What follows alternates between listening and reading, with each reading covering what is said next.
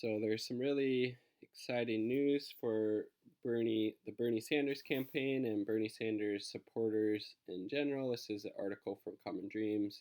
Poll shows Sanders leading in New Hampshire, tied for first in Iowa less than a month before first 2020 caucuses.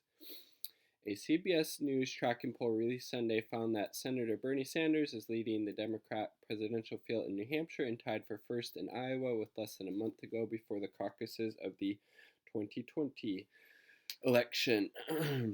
He's leading Biden in New Hampshire, and then he's in at least from this poll, in a three-way tie with Biden and Buttigieg in Iowa, and everybody else is quite a bit behind, especially in Iowa. And it looks like in New Hampshire, it's going to come down to probably Sanders and crazy Uncle Joseph, Joe Biden. And then this is also, nothing new if you really, understand why people support Bernie Sanders. But the poll also found that Sanders supporters in Iowa and New Hampshire are more enthusiastic than backers of other Democratic contenders, an indication that they could be more likely to turn out. Bernie's just so consistent and on point. You know what he's going to be advocating for once in office. He will stand up for the things that he says he will fight for, like Medicare for all, like a Green New Deal, like for ending these senseless regime change wars.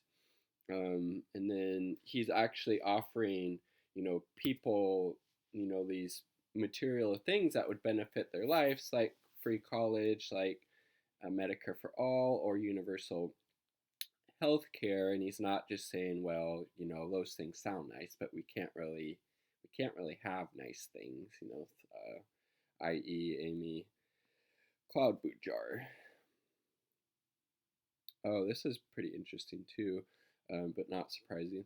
The Vermont senator has attracted more first-time caucus goers in Iowa than his rivals, according to the survey, with 36% of his supporters in the state saying February 3rd will be their first caucus, which is pretty exciting. So, again, just one poll, but everything does really seem to be pointing in the right or the upward trending direction for Sanders and his campaign, and frankly the movement that he represents. I think the more people that are exposed to his message, the more people that will jump on the bandwagon, if you will, because as I've said many a times, he's the only candidate who has this clear track record of multiple decades of standing up for the working people of this country. He voted against NAFTA. He wouldn't support the USMCA,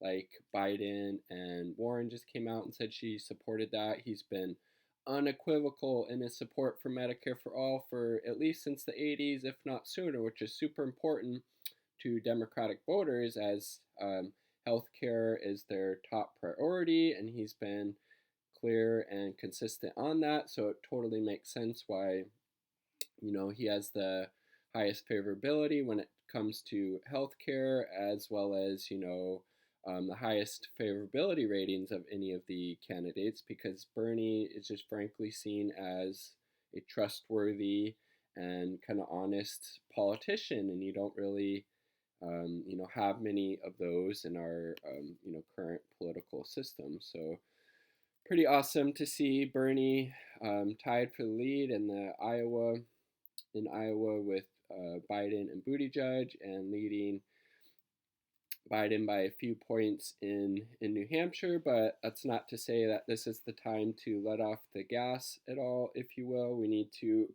continue to talk to many people as we can about why we need to do everything we can to make sure Bernie's the Democratic nominee, including donating, whether that's a one-time donation, or if you can afford it, a monthly recurring donation. I just signed up for that myself. If you're able to have the time to caucus or to phone bank or talk to friends or relatives, we need to do everything within our power to make sure he is the Democratic nominee, because he is the best chance that our country has for the radically transformative and positive change that we need. Leave your comments in the comment sections down below.